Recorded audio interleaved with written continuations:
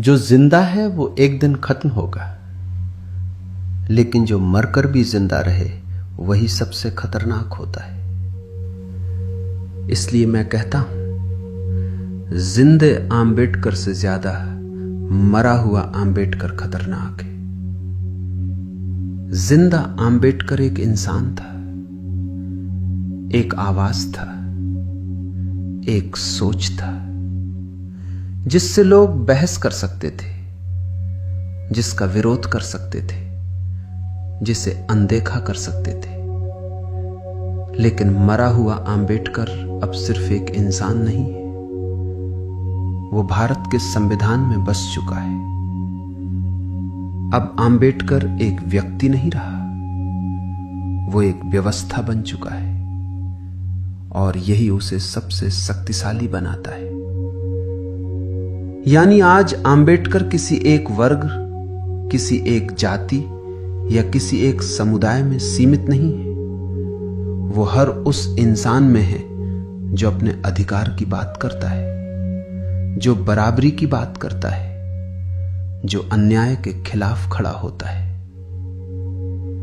अगर आम्बेडकर सिर्फ जिंदा रहता तो शायद वक्त के साथ उनका असर भी सीमित हो जाता।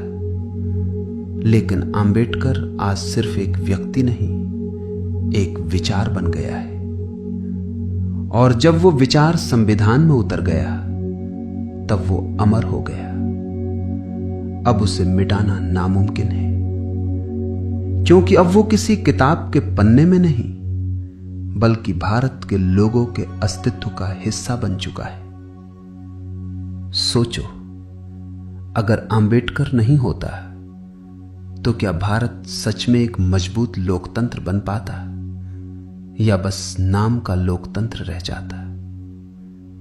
संविधान तो शायद तब भी लिखा जाता, लेकिन उसमें वो सोच, वो दूरदृष्टि और हर व्यक्ति को साथ लेकर चलने की जिद शायद उसमें नहीं होती। वो सिर्फ एक ढांचा बनकर रह जाता, जैसा कई देशों में हुआ है, जहां कागज पर अधिकार होते हैं पर जमीन पर उनकी कोई आवाज नहीं होती। और तब सत्ता कुछ हाथों में सिमट जाती और बाकी समाज बस उसे सहता रहता, खासकर महिलाएं।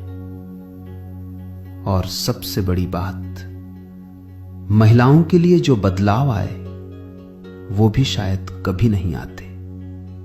हिंदू कोड बिल के जरिए आम्बेडकर ने महिलाओं को संपत्ति, विवाह और तलाक का अधिकार देकर समाज में पुरुष के बराबर समान स्थान दिलाने की नींव रखी।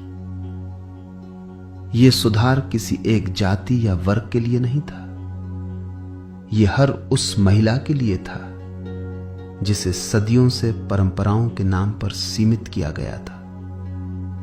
ब्राह्मण महिलाएं भी इससे अछूती नहीं थीं, वो भी उन्हीं बंधनों में बंधी थीं जहां परंपरा के नाम पर उनकी स्वतंत्रता को दबा दिया जाता था। आम्बेडकर ने सिर्फ संविधान नहीं दिया, बल्कि समाज को यह भी सिखाया कि औरत की गरिमा के साथ कोई समझौता नहीं हो सकता। आम्बेडकर ने यह साबित किया कि अधिकार किसी एक वर्ग की संपत्ति नहीं होते, वो हर इंसान का हक होते। इसलिए मैं कहता हूं कि मरा हुआ आम्बेडकर ज्यादा खतरनाक है। तो इसका मतलब यह नहीं कि तुम्हें आम्बेडकर से डरने चाहिए। इसका मतलब यह है कि अब उसे रोका नहीं जा सकता। अब आम्बेडकर हर उस कानून में है जो आपको सुरक्षा देता है, हर उस अधिकार में है जो आपको आवाज देता है, और हर उस इंसान में है जो अन्याय के खिलाफ खड़ा होता है।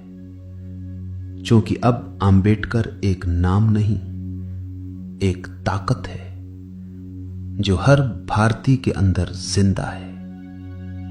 आम्बेडकर अब कोई बीता हुआ इतिहास नहीं, आम्बेडकर एक अंतहीन संघर्ष और एक कभी न बुझने वाली मशाल बन चुका है। उनकी असली ताकत यही है कि वो आज हर उस भारतीय के स्वाभिमान में धड़क रहा है जिसने झुकना छोड़ दिया है और जो सिर उठाकर जीना जानता है। और एक बात जो अक्सर लोग समझ नहीं पाते, भारत की असली मजबूती उसकी ताकतवर सेना या उसकी बड़ी जनसंख्या में नहीं, बल्कि उसके संविधान में है। मैंने कई देशों के संविधान पढ़े, लेकिन भारत के संविधान जैसी व्यापक सोच, गहराई और हर वर्ग को साथ लेकर चलने की भावना शायद ही किसी और देश के संविधान में देखने को मिलती है। यह सिर्फ कानूनों का संग्रह नहीं है, यह एक ऐसी जीवित व्यवस्था है जो हर व्यक्ति को बराबरी, स्वतंत्रता और न्याय का भरोसा देती है। और यही वजह है कि भारत आज भी एक लोकतंत्र के रूप में खड़ा है, क्योंकि इसकी नींव सिर्फ सत्ता पर नहीं बल्कि संविधान पर टिकी हुई है।